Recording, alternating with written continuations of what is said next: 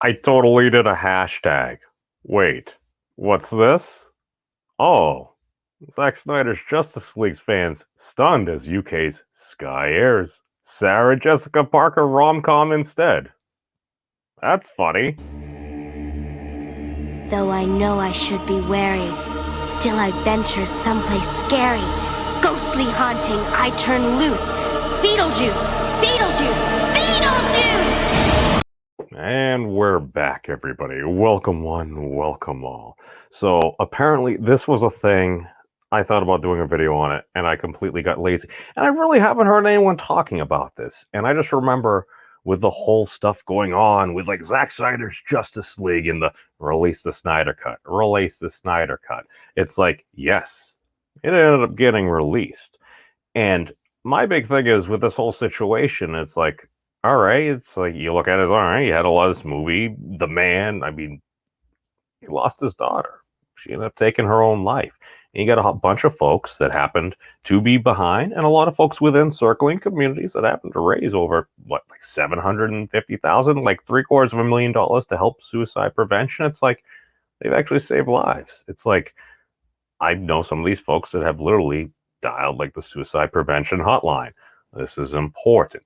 Now, apparently, when Mr. Snyder happened to come on, I believe it was Uche's stream, he happened to come on. One of the first things he did, he happened to distance himself from Geeks and Gamers. Basically, I believe he said, there's no relation as far as he's concerned. There's no association. And then he happened to follow up with a statement about basically a mass shooting.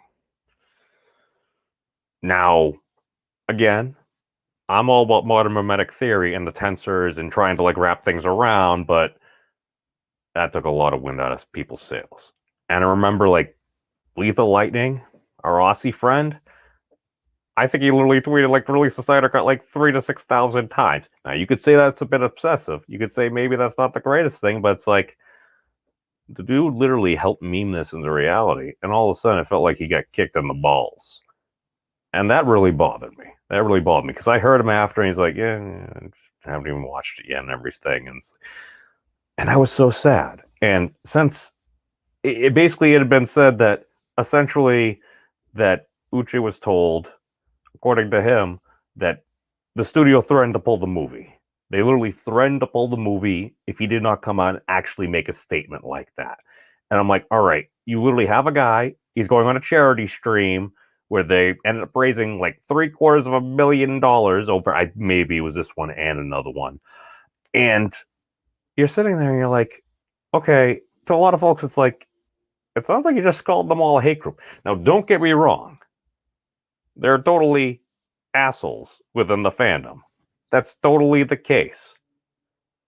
But then again, no one group or community has a monopoly on assholes as well. You factor that in with this, and it's like, I remember this happened.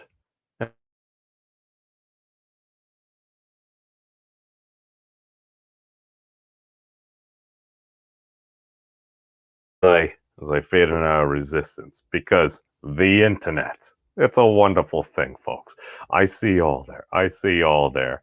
Hey, I see the portal, which is transformed into politics as usual. Dude, I totally need to get on before. Hey, I love you, my man. As well as Solavi. Dude, we need to get you on again, and we'll talk about some more things, because I do miss Rant Wars and stuff. It's a great group of people getting all different perspectives from the political process, and this is how we learn from each other. I'm getting really sick and tired of everyone just calling each other evil. Does evil exist? Totally. I've done evil things, but the story of humanity is to overcome. As well as we have Joe Franco and Dave M. Welcome, my patrons. This show is helped made possible by viewers like you.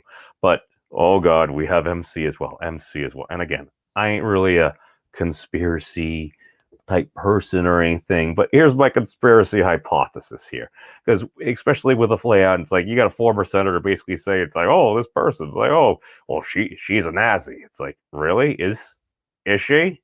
Well, she associates with them. It's like, all right, the two major interviews that had been done were with Jay Drunk 3PO as well as Ben Shapiro. Okay, so is the guy that builds orphanages for like Haitian children, the Nazi, or you're talking about the Jewish guy? I don't know. Is a half Jewish dragon killing this internet stuff and things? It seems to be a little bit cloudy here. But essentially, what happened is the movie was set to release on Sky News. As we delve into this particular article here, let's look at it. Basically, it was supposed to launch at 7 a.m., and the fans were greeted by a Sarah Jessica Parker movie. Basically, The Family Stone. It's not the Justice League Zack Snyder director's cut. It's a different thing. It's a different thing. I'm like, was the studio serious? Did they literally do this? Did they literally say, boom, it's pulled from the UK, it ain't launching unless you do this? Is that extortion? I don't know. Was that legally in his contract? I remember there was an article that came out about, I don't know, a week or so before that portrayed many folks within the greater fandom menace as basically kind of a hate group. I didn't even read that article because I'm just like, all right, whatever. I probably should. I'm like, was Jay in that article? Drum 3PO? I'm like, listen, I don't think there are many saints among us. Jay might be getting pretty dang close. As far as Jeremy and Ryan, they're assholes. It's like, again. But I'm pretty sure they're open about it. They're honest about it. I may or may not have actually tried to warn some of these folks about some of the things that were going on, but it's all right. It's all right. Nobody's going to listen to me. I'm just some dude on the internet. As we see, what does Zack Snyder's Justice League and the Family Stone have in common? Well, they're both about large, semi-dysfunctional families. And that's about it.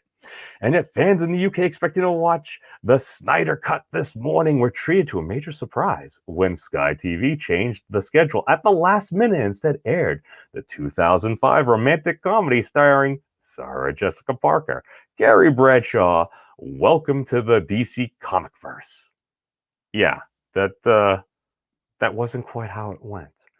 And then we had the former congresswoman that basically she had said those things. I'm sitting there, I'm like, no, I'm not really one, again, to buy into all these things as a conspiracy and everything like that. It's like, I don't know. What is true? Who freaking knows? It's all right. I like cities too. You should gotta be careful during these times of plague. But this is happening. I'm like, wait a second. If I'm just gonna be a conspiracy type person, I'm like, okay, maybe I could make these connections, and all of a sudden we'll pop into this one as well. That was from was it Decided? This is from entertainment.ie. And it's like the Christmas movie The Family Stone plays in Sky Cinema instead of Zack Snyder's Justice League. I'm just like, all right. Zack Snyder's Justice League officially drops on Now TV and Sky Cinema today. A number of DC fans were at the ready to watch the superhero epic this morning, but they were left disappointed when Sky Cinema's broadcast of Zack Snyder's Justice League was replaced by a completely different movie. The 4-hour-long feature was pulled from the channel's 7 a.m. slot without warning. Bizarrely, Christmas movie The Family Stone played in its stead. The 2005 film stars Sarah Jessica Parker, Dermot Mulroney, Rachel Adams, and Diane Keaton. Additionally, the synopsis for the listing of Zack Snyder's Justice League on Sky Cinema instead describes The Family Stone. I'm like, oh, that seems very interesting. I don't have the audio playing. Oh well, it's okay. But was it Zack Snyder? Sparks fly, Zack Snyder's Justice League. 4 hours and 1 minute. That seems to be about the runtime. Sparks fly at Christmas when uptight career girl Sarah Jessica Parker joins boyfriend Dermot Mulroney's family for the holidays. Emotional comedy drama with Diane Keaton, 2005, 104 minutes. Huh. My response is Nani. What's going on? Hey, Deshaun, I see you there. Welcome, my friend. Welcome. But I just found it was kind of odd. I'm just like, now I hear this and it's like, people can say anything. Again, it's hearsay. I don't actually know that this was said, but I'm just like, I hear a lot of folks say, oh no, it was BS. They didn't need to do this. It's like, okay, put yourself in Mr. Snyder's position. You literally have an entire cadre of folks, an entire community, and then communities within communities literally wanting this product. And then last night, it's like, you literally need to do this. You literally kind of need to throw under the bus people raising money for suicide prevention. or else we're pulling your work. That literally sounds evil to me. And again, I say that and I shouldn't. I apologize. But I'm just like, you're putting a person in that position. It's like, all right, you have so many folks that want to see this movie, this, that. And it's like, you literally did all this time. The studio spent like an extra $80 million finishing it up and everything. You had like the cast coming back. Everyone's excited. And it's like, you're going to do this. It's like, oh, you won't actually do it. It's like, watch this. Boom. You make a call to literally Sky. It's like, all right, they're going to be airing it at this time. We're going to pull it. I don't know if that's what happened. If that's what happened, just to throw people under the bus, that's not cool. That's not cool, man.